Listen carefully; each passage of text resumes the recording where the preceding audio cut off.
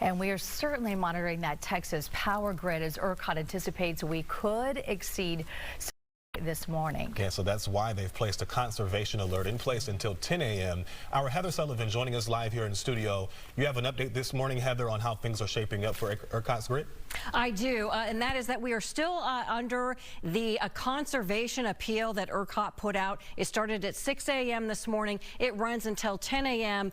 They have asked everyone to try and conserve power, and that's because the demand and the capacity are getting a little closer than they're comfortable. So they're asking people, especially during these hours, we've got more people waking up, turning on the power, increasing the demand, and at the same time, we're seeing not as much capacity, not as much power being produced for two reasons. One is because of the solar power. It's not fully on board. It's fully not ramped up and producing as much as it would as the morning hours are just coming on. And also the wind power generation is not fully up to speed either. So again, until 10 a.m. they are asking people to conserve. But I want to give you a look at what the power grid is looking like right now. So we're going to give you a live look right now of ERCOT's supply and demand graphics. So you've got basically the sort of teal color is the demand, and you can see the purple above it is the capacity. And if you look at where it starts, that's sort of the 9 a.m. hour right now, and you can see the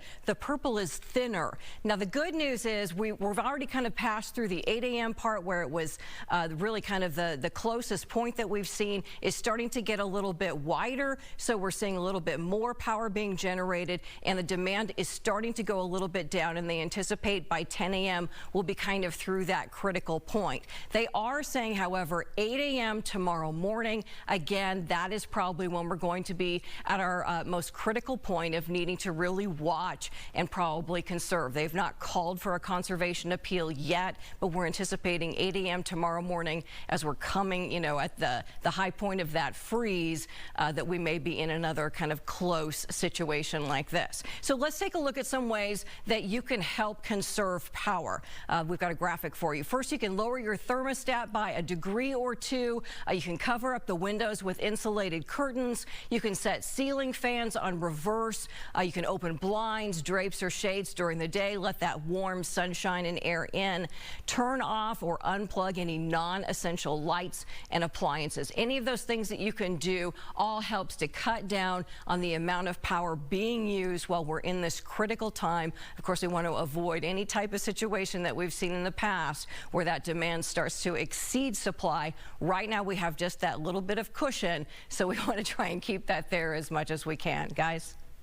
Yeah, important information, because you don't want to look up and then now we have rolling blackouts. No, yeah. Let's do our little part now to make a huge difference in all of our lives, Heather. Such valuable info. Thanks for taking time to do that. You bet.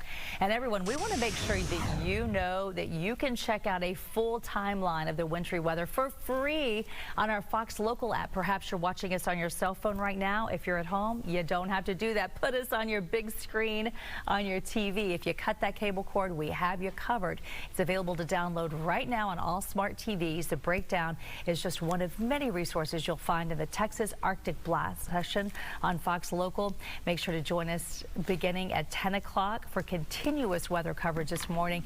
We'll be back in just a bit.